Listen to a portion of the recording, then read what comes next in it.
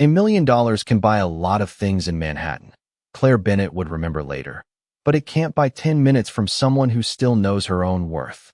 Before we start the story, leave a comment telling us where you are watching from. And at the end, don't forget to rate the story from 0 to 10. Enjoy the story. The crystal room glowed like a jewelry box under low amber chandeliers, every wine glass catching light, every whispered laugh polished to perfection. The kind of place where men in tailored suits ordered truffle fries without looking at the menu, and women wore diamonds as casually as wristwatches. Claire moved through it like she always did, quiet, precise, unreadable. White shirt, black vest, hairpin back, order pad tucked neatly into her apron. At first glance, she looked like every other waitress in the city, efficient, forgettable, easy to underestimate. But there was nothing careless about the way she set down a glass of still water exactly 2 inches from the edge of a linen tablecloth, or the way her eyes flicked once to a platinum watch before she looked back at the man wearing it. Ethan Blackwell sat at the center of the room like the place had been built around him. 38. White. Billionaire. The kind of man whose name opened doors before he touched the handle. His dark suit fit like a second skin. His voice never rose above conversation level, and yet every person at his table leaned in when he spoke. Hedge fund partners. A celebrity attorney. A private equity friend with a laugh too loud for the room. A woman from public relations who checked every face before she smiled. They had been drinking for over an hour, though Ethan himself barely seemed affected. He wasn't sloppy. He wasn't reckless. That was what made him dangerous. That's the one, one of the men said, nodding toward Claire as she returned with a bottle of Napa Cabernet. She's the only person in this place who hasn't looked impressed all night. A ripple of amusement moved around the table. Ethan glanced up then, really looked at her for the first time, and something subtle shifted in his expression. Not attraction exactly. Curiosity. The colder kind. Maybe she's smart, the PR woman said lightly. Or maybe she just knows who signs the check, another man replied, and that got a bigger laugh. Claire poured the wine without reacting. Not a flinch, not a smile. Her face stayed composed, her hand steady, her voice soft when she asked if anyone wanted fresh pepper with the ribeye. You know my favorite thing about money? Ethan said, leaning back in his chair, his fingers tapping once against the stem of his glass. The table quieted. They knew he liked an audience. It doesn't change people, he said. It reveals them. Someone chuckled. Someone murmured, that's good. Then Ethan reached for the leather check folder left behind from an earlier round of cocktails. He slid out the receipt, uncapped a black fountain pen, and wrote a number on the back in slow, deliberate strokes. Even from where she stood, Claire could see the commas. He placed the receipt flat on the white tablecloth like he was laying down a card in a private game. Miss, he said, his tone smooth enough to sound polite from across the room. $1 million. Claire turned. Every sound in the room seemed to thin for half a second. Excuse me, sir? He looked directly at her now, blue-gray eyes cool, unreadable, the ghost of a smile at the corner of his mouth. $1 million, he repeated, tapping the receipt once with the pen. To sit with me for 10 minutes. A few people at the table laughed too fast, like they thought they were supposed to. Others didn't. Claire looked at the number, then at the man, then at the men watching him. She understood it instantly. It wasn't a proposition. It was theater, a test dressed up like a joke. If she blushed, they would smirk. If she snapped, she'd be emotional. If she walked away, Ethan would tell himself he had proven some private theory about pride. Somewhere behind her, she heard the maitre d' inhale sharply. The bartender froze mid-pour. Even the pianist in the corner seemed to miss a note. Claire did none of the things they expected. She stepped closer to the table. Calm. Measured. She picked up the receipt between 2 fingers, glanced at the number once more, then set it back down exactly where he had placed it. Her eyes lifted to Ethan's, steady as glass. Only if your legal team drafts it first, Mr. Blackwell, she said. This time, no one laughed. For one long second, the entire crystal room forgot how to breathe. Ethan Blackwell did not move. The pen remained in his hand, suspended just above the white tablecloth, while the number on the back of the receipt seemed to glow under the chandelier light like something dangerous and absurd. Around him, faces changed in sequence. Amusement first, then confusion, then the slow, unmistakable discomfort of people realizing the joke had just turned around and was now staring back at them. Claire Bennett stood perfectly still, one hand resting lightly against the leather folder, her expression calm enough to be mistaken for polite. But there was nothing submissive in it. She had not raised her voice. She had not smiled. She had simply changed the terms of the room. "I am sorry," the celebrity attorney at Ethan's table said at last, leaning forward with narrowed eyes. "Did you just ask for a contract?" Claire turned her head slightly, not enough to break posture. "If Mr. Blackwell is offering compensation in exchange for my time, proximity, and public association, then yes.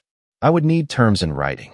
Her tone was even, clear, the kind of voice that made people listen harder because it never begged to be heard. A soft laugh came from the private equity friend, but it died almost immediately when Claire looked at him. Not rudely, just directly. 10 minutes can mean many things in a room like this, she continued. A social appearance, a publicity stunt, a humiliation ritual disguised as generosity. I would prefer clarity. The words landed with surgical precision. Across the table, the woman from public relations slowly lowered her champagne glass. She was the first to understand exactly how bad this could become. Ethan's blue-gray eyes stayed on Claire, unreadable now, the amusement almost gone. "You think I am trying to humiliate you?" he asked. Claire did not answer right away. She glanced once at the faces around him, the expensive watches, the loosened ties, the people waiting to see which version of this story they would get to tell later. Then she looked back at him. "I think you are used to being entertained by your own power, Mr. Blackwell." Silence. Real silence this time. Not the polished kind. The kind that exposed everyone in it. Somewhere near the bar, a fork slipped against a plate with a tiny metallic sound that felt too loud. Ethan set the pen down. Slowly. "Interesting," he said, though there was no humor left in the word. Claire reached into her apron and pulled out a small server's notepad, flipping it open with practiced ease. "If you are serious," she said, "I would need a written agreement covering duration, purpose, compensation trigger, confidentiality, image rights, and a clear statement that this arrangement is professional in nature and does not imply personal access beyond the exact 10 minutes specified." The attorney at the table blinked. The private equity friend stopped smiling entirely. "Image rights," he repeated. Claire nodded once. "You are in a room full of people with phones, social media accounts, assistants, and opinions. If a photograph appears online without context, I become the story. If the story becomes ugly, I lose more than 10 minutes. That one hit. The PR woman leaned toward Ethan and whispered, "She is not wrong."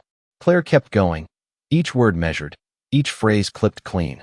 "I would also require a non-disparagement clause, tax classification of the payment, and confirmation that no alcohol consumption is expected or implied as a condition."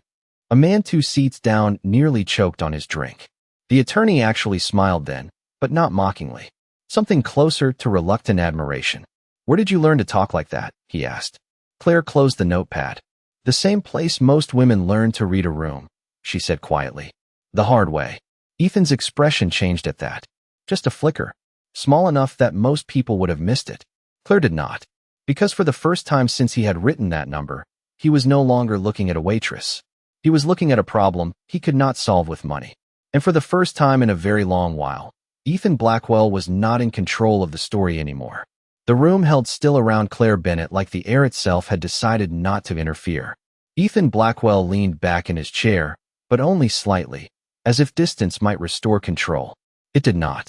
The black fountain pen lay beside the receipt now, suddenly ordinary, suddenly harmless, while the $1 million number on the page looked less like power and more like evidence. Claire could feel every eye in the crystal room on her, not just from Ethan's table, but from nearby booths, the bar, even the hostess stand, where 2 young servers stood frozen with menus in their hands. That was the danger of moments like this. They spread. They changed shape in other people's mouths. And once they did, no one remembered the truth. They only remembered who looked weak. Ethan folded his hands loosely in front of him. "You have given this some thought," he said, his voice lower now, smoother, stripped of the easy confidence that had colored the first offer. Claire did not sit. She did not step closer either. She stayed exactly where she was, the way people did when they knew that movement could be mistaken for surrender. "No," she said. "I have survived people who never thought things through." A faint murmur passed across the table. The attorney looked down. The public relations executive's expression sharpened. She had spent her career cleaning up powerful men's bad instincts, and she knew one when she saw it. Ethan's private equity friend tried to recover the mood with a grin. Come on, Claire, right? It was a joke. Nobody is actually drafting legal paperwork over dinner. Claire turned to him, and the smile left his face before she even spoke. That is usually what people say 5 minutes before they ask someone else to absorb the consequences. It was not loud. It was not cruel, but it landed harder than anything else she had said all night. Ethan watched her more carefully now, not with annoyance, not even with pride, with the kind of focused men like him reserved for markets turning against them. You assumed the worst of me, he said. Claire glanced at the receipt again, then at the dozen polished faces waiting for her answer. No, Mr. Blackwell, she said quietly. I assumed the worst of a room that thinks money makes humiliation elegant. That did it. One of the men looked away. Another reached for his glass and found it empty. The attorney gave the smallest possible nod, as if he hated that he agreed, but agreed all the same. Claire could feel the weight of the maitre d's gaze from across the dining room. She should have ended it. She should have apologized, smiled, walked away, and let the moment dissolve into expensive laughter. But there was a memory she could not outrun. A conference room in Midtown 3 years earlier. A woman in a navy blazer, brilliant and careful, standing alone after a holiday dinner because a harmless joke had become a blurry photograph, then a rumor, then a resignation. Claire had been an unpaid compliance intern then, 23, invisible in the corner with a legal pad in her lap, watching a career collapse because no one had written down what had really happened. She had learned something that winter. Men in power did not always mean harm. But harm did not care about intent. Harm cared about silence. Ethan's voice pulled her back. You talk like someone who has seen this before. Claire's fingers tightened once around her notepad, then relaxed. I have seen enough to know that context disappears faster than reputations recover. The public relations executive set her glass down and finally spoke directly. She is absolutely right, Ethan. If one person records this, and that number gets out without the rest of the conversation, it becomes a scandal by midnight. Ethan's jaw shifted. Not anger. Calculation. Claire saw the exact second he understood the shape of the trap he had built for himself. Not because she had embarrassed him, because she had shown him how easily the world could. She reached forward then, picked up the receipt, turned it over, and with the same black pen he had used, she wrote 7 neat words on the blank side before placing it back in front of him. He looked down. So did everyone else. The words were simple, clean, impossible to ignore. Define the role before naming the price. Ethan Blackwell stared at the receipt as if the 7 words on it had been written in a language no one had ever dared use with him before. Define the role before naming the price. The black ink looked almost elegant against the cream paper, but there was nothing decorative about the message. It was a correction, a boundary, a mirror. Around the table, no one reached for a glass. No one laughed. Even the low jazz from the piano in the corner seemed to pull farther away, as if the entire restaurant understood that something larger than a dinner joke had just shifted. Ethan lifted the receipt between 2 fingers and read it again. His face remained controlled, but Claire saw the tell in his jaw, the slight tightening that meant he was thinking harder than he wanted anyone to know. Men like him did not fear being challenged. They feared being understood too quickly. You think this is about buying a woman, he said at last, looking up at her. Claire's expression did not change.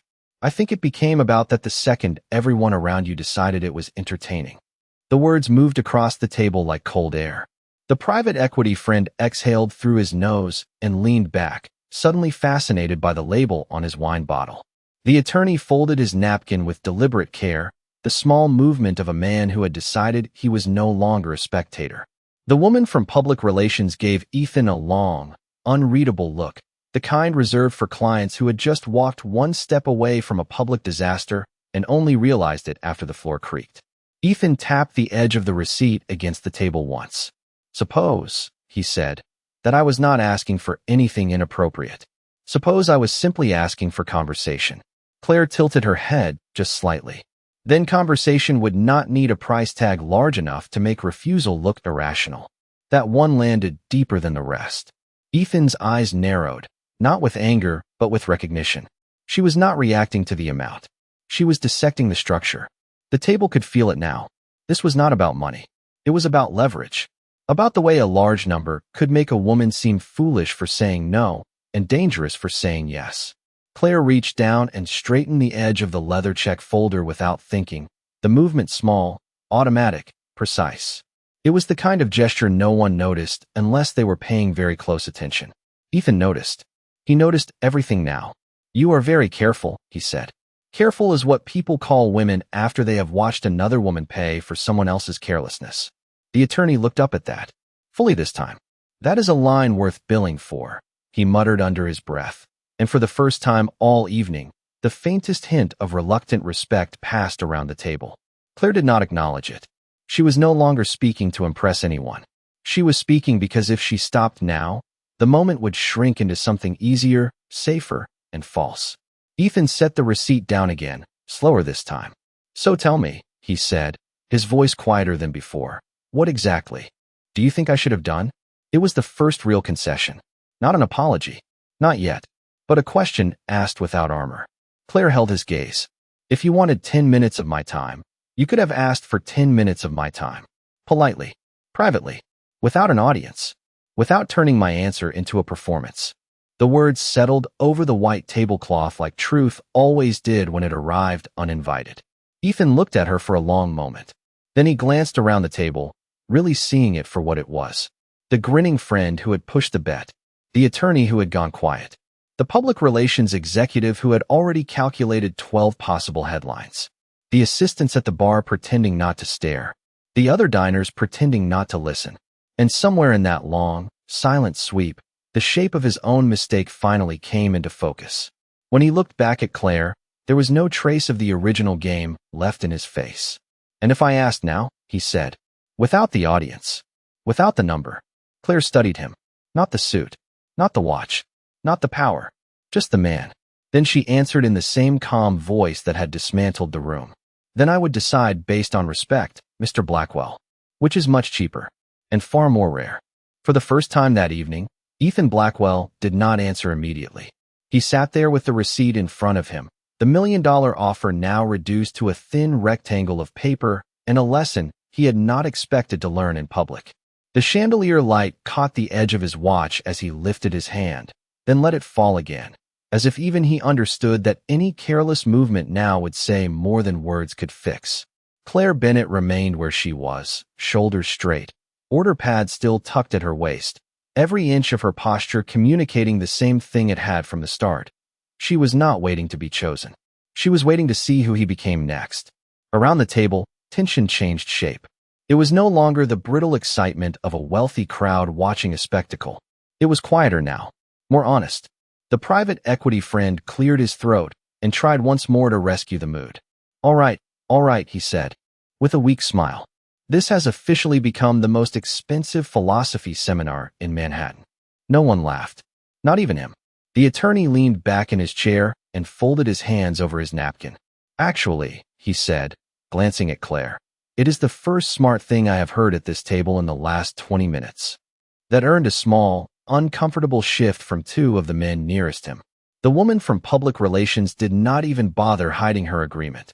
"If one photo of that receipt hits social media tonight," she said evenly, "we are all spending tomorrow morning in damage control. And she still ends up looking worse than he does. That is how these stories work." Claire said nothing. She did not need to. The room was finally doing what it should have done before Ethan ever uncapped his pen. It was thinking. Ethan exhaled slowly, then turned the receipt over in his hand one last time before setting it down. "You are right," he said. The words were simple, but they hit the table harder than the original offer. Claire did not soften. Not yet. Powerful men said those words all the time when they wanted the room to move on. She had learned that too. "About what?" she asked. The question was quiet. Exact. Ethan looked up at her, and for the first time since the moment began, he did not look like a billionaire controlling a scene. He looked like a man being forced to speak plainly. "About the audience," he said. "About the number. About making your answer part of the entertainment." He glanced briefly at the others, not to blame them, but because he finally understood how easily he had used them as cover. "That was beneath me." A stillness settled over the table, the kind that comes only when truth arrives without decoration. Claire studied his face. There was no smirk now, no challenge, just a man standing in the wreckage of his own instinct, trying to decide whether to protect his ego or his character. She had seen men choose ego before. Often. Ethan surprised her. He pushed back his chair and stood. The movement was unhurried, controlled, but everyone in the crystal room noticed. Conversations at nearby tables dimmed again. He did not raise his voice. He did not need to. "Miss Bennett," he said, formal now. Every word deliberate. "I owe you an apology." Even the pianist stopped playing for half a beat. Ethan reached for the receipt, folded it once, and slid it back into the leather folder. Then he set the black pen beside it, like a man putting away a weapon he had finally understood he should not have drawn. "The offer is withdrawn," he said. "Entirely." Claire held his gaze. "That is wise." A faint breath of nervous laughter moved through the table, but it was gone almost as quickly as it came. Ethan nodded once, accepting the edge in her answer because he had earned it. Then he surprised everyone again. He turned slightly toward the attorney and the public relations executive. "Tomorrow morning," he said, 8:30. "Conference room on 47th. I want a formal paid consultation drafted in advance. 10 minutes. Professional only. No audience. No games." The attorney blinked. The public relations executive looked almost impressed. "You are serious?" she asked. Ethan looked back at Claire, and his voice lowered just enough to make the room lean in. "I am trying to be." The crystal room did not erupt after Ethan Blackwell apologized. That was what made the moment real. There was no dramatic gasp, no burst of applause, no easy release. Just the quiet, uneasy shifting of expensive people forced to sit with a truth they had nearly turned into entertainment. Claire Bennett stood with one hand resting lightly against her order pad, her pulse steady now, though not because she was fearless. She had simply learned a long time ago that fear became useful the moment you stopped letting it choose your tone. Ethan remained standing for another second, then another, as if the entire room needed time to register what had just happened. A billionaire had withdrawn the offer. A waitress had not accepted the money. And somehow, the only thing that had actually changed hands was control. The public relations executive was the first to move. She set her champagne flute down and extended her hand toward Claire across the corner of the table, a gesture so unexpected that two men beside her looked almost offended by it. "Dana Mercer," she said. "And for the record, if I had been in your position, I would have asked for the contract too." Claire glanced at the hand, then shook it once. Firm. Brief. "Claire Bennett," she replied. Dana gave the smallest smile. "I know. I made sure of that the second Ethan made his mistake." That drew a dry breath of laughter from the attorney, who finally rose halfway from his chair and offered Claire a respectful nod. "Nathan Cole," he said. "I bill $900 an hour, and I am deeply annoyed that you just made a better argument than half the associates in my office." This time, even Claire allowed the faintest shift at the corner of her mouth. Not a smile exactly, more like acknowledgement. The private equity friend looked down at his untouched dessert and muttered, "I am never speaking at dinner again." "That would be a good start," Dana said without looking at him. A few nearby diners who had clearly been pretending not to listen turned away at last, though too late to hide the fact that the story had already spread across half the room. The bartender resumed polishing a glass. The pianist found the melody again. The restaurant exhaled. But Ethan did not sit. He looked at Claire with a steadiness that was new now, stripped of spectacle, stripped of ego, almost uncomfortable in its sincerity. "I meant what I said," he told her. "Tomorrow, 8:30. Formal terms. Paid consultation. If you are willing." Claire reached down, lifted the leather folder, and closed it with one clean motion. "Willing is not the same as available, Mr. Blackwell." A few heads turned at that. Ethan, to his credit, did not flinch. "Fair," he said. "Then if you are available." Claire studied him for a moment longer. He had changed in the span of minutes, but not magically. She did not trust sudden humility. She trusted patterns. Still, there was something in the way he was standing now, no longer using the table as a throne, no longer speaking to perform for anyone else, that felt less like charm and more like effort. The rare kind. "I work breakfast service," she said at last. 7 to 11. Ethan glanced at Nathan. "Move the meeting to noon." Nathan did not even blink. "Done." Claire almost laughed at that, but she did not. Men like Ethan could rearrange buildings with a sentence. That was exactly why she had forced him to learn the cost of using one carelessly. Dana folded her arms and looked between them.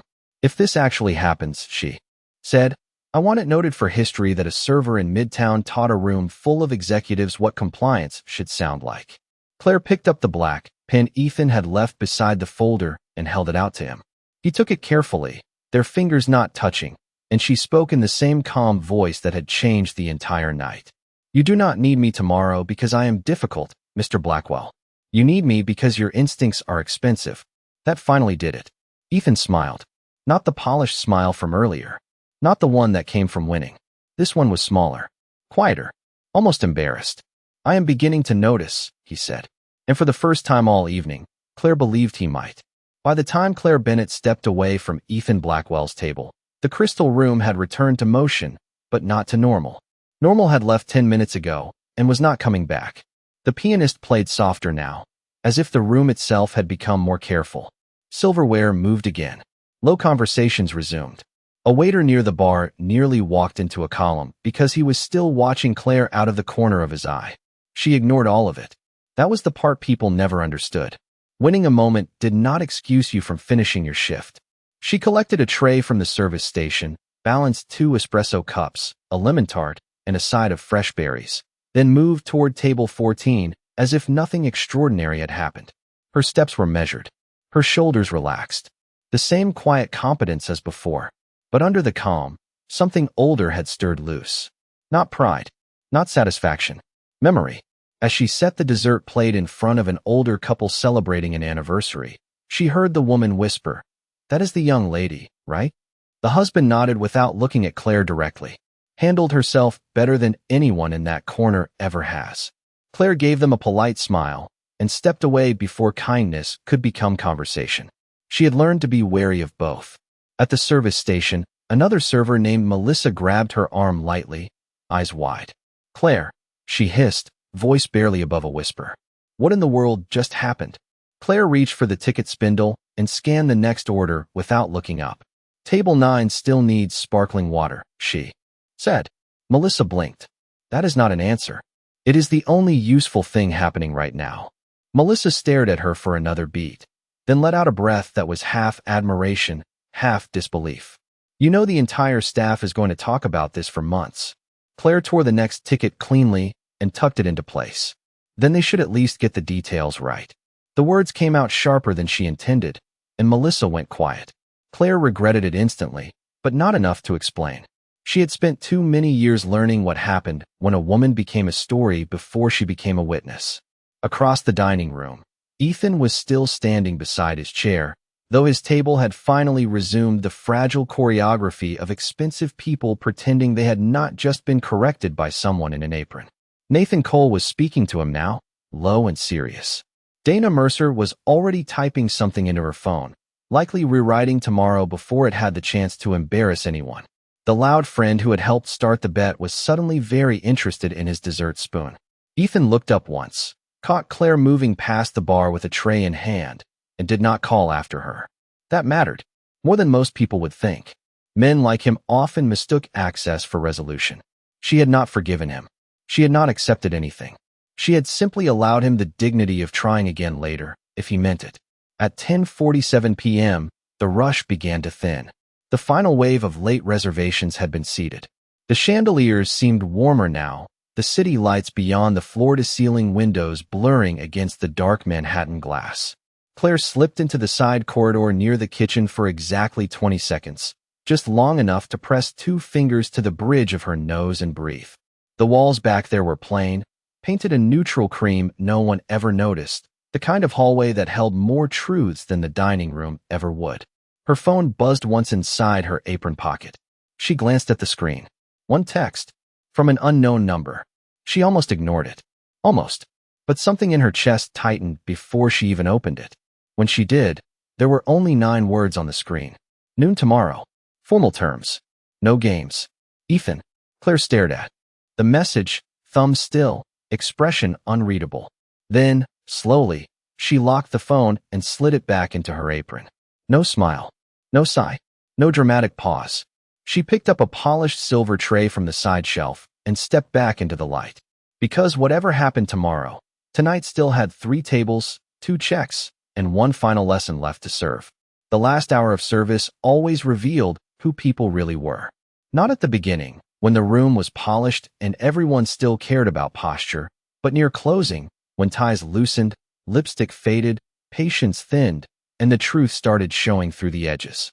Claire Bennett had always liked that part. It was easier to trust people when they were tired. By 11:18 p.m., the crystal room had softened into its final rhythm.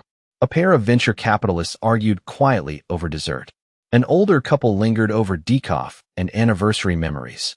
The bar glowed amber and gold beneath mirrored shelves, half empty now, the kind of beauty that only looked effortless because someone had worked very hard to keep it that way.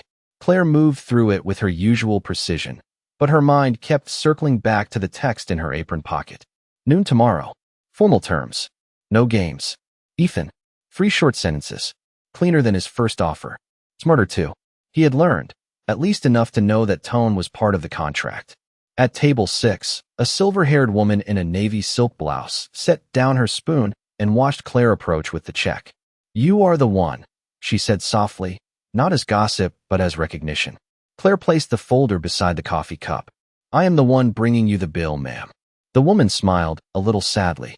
"No, you are the one who made that man look at himself." Her husband shifted in his seat, perhaps embarrassed by how direct his wife was being, but she did not stop. "I spent 30 years in corporate law," she added. "You were not protecting your dignity. You were protecting evidence." Claire's fingers paused on the edge of the tablecloth. For the first time that night, someone had named it exactly. Not flirtation, not pride, not defiance. Evidence. The woman reached into her purse and pulled out a slim ivory business card, setting it on top of the folder with 2 manicured fingers. "Eleanor Whitmore," she said. "Retired now, but not irrelevant. If tomorrow turns into something less formal than promised, call me before you call anyone else." Claire looked down at the card. Whitmore and Hales, LLP. Her throat tightened in a way she hated, subtle and brief, and almost invisible. "That is generous," she said. Eleanor's eyes sharpened. "No, dear. That is strategic. Generosity is what people call it when women protect each other and men are not paying attention." Claire slipped the card into her apron with a nod. "Thank you." When she turned away, she caught her reflection for a split second in the mirrored panel near the bar. White shirt, black vest, hair still pinned back, though a few pale strands had escaped near her temple. A woman who looked ordinary enough to be dismissed, until she opened her mouth. She almost smiled at that, but the moment passed.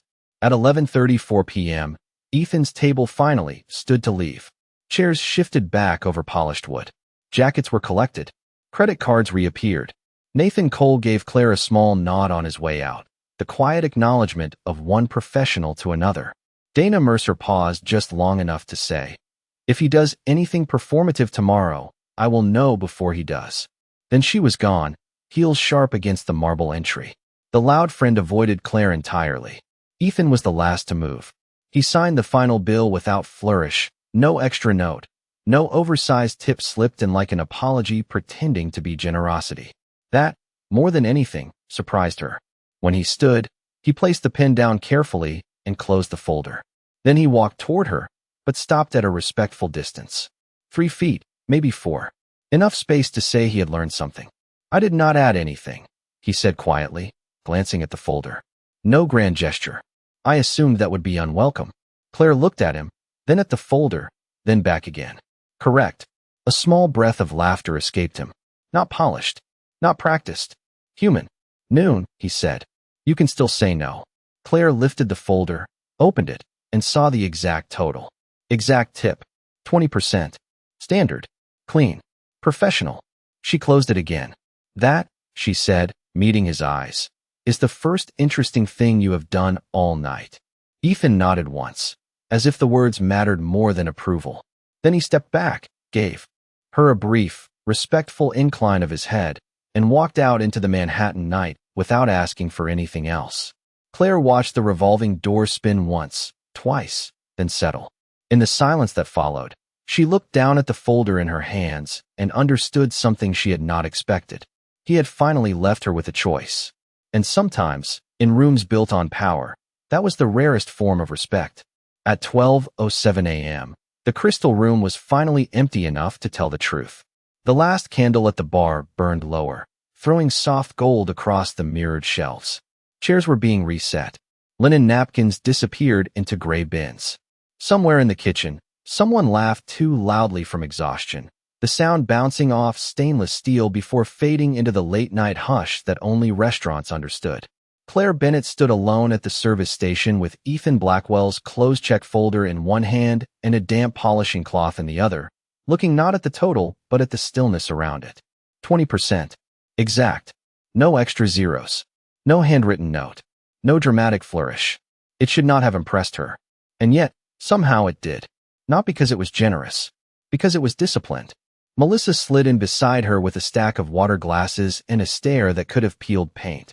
Please tell me you are going to explain tonight before I die from curiosity. Claire picked up the folder, removed the signed receipt, and placed it neatly in the cash-out tray. A wealthy man made a mistake, she said. Then he made a smaller one. Melissa groaned. That is not a real explanation. Claire wiped the edge of the station counter in one clean motion. It is the most accurate one. Melissa leaned closer, lowering her voice. So what now? You going to that meeting?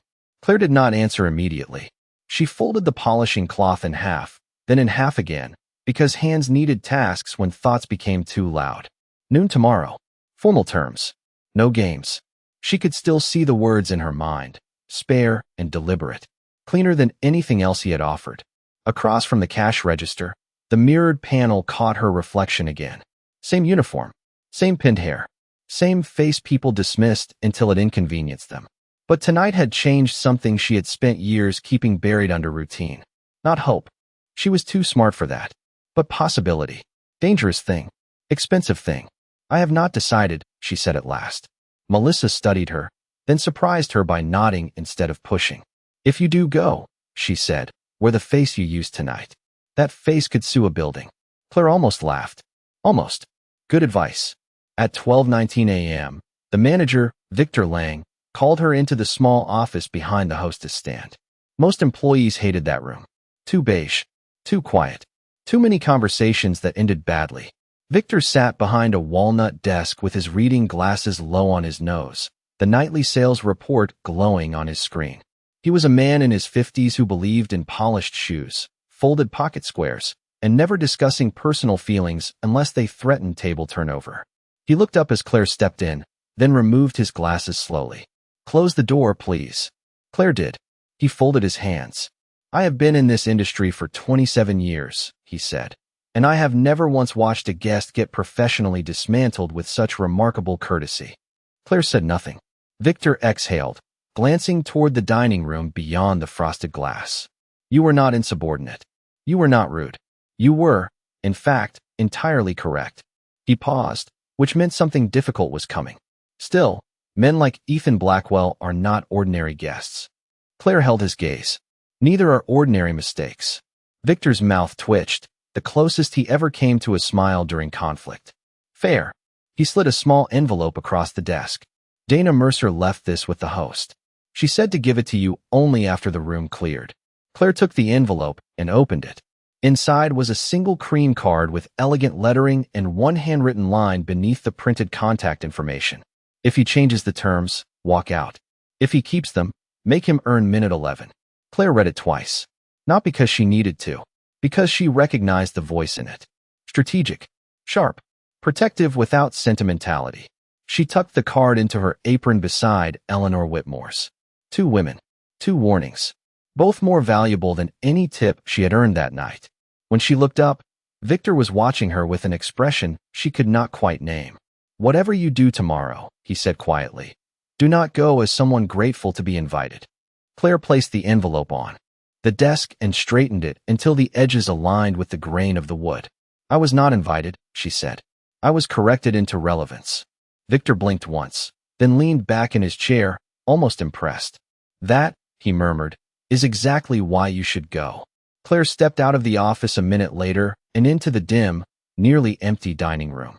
The chandeliers had been lowered to half-light. The city beyond the glass looked cold and silver. Manhattan stretched beneath the midnight sky, like a promise no one should trust too easily. She slipped both cards deeper into her apron, reached for her coat from the staff hook, and paused by the front door for just 1 second. Not because she was afraid, because she understood what tomorrow really was. Not a meeting, not an opportunity, a test still, just a different kind. And as Claire Bennett stepped out into the crisp New York night, one thing was finally clear. Ethan Blackwell had offered money when he wanted control. Tomorrow, if he wanted her time, he would have to offer something far more difficult. Proof.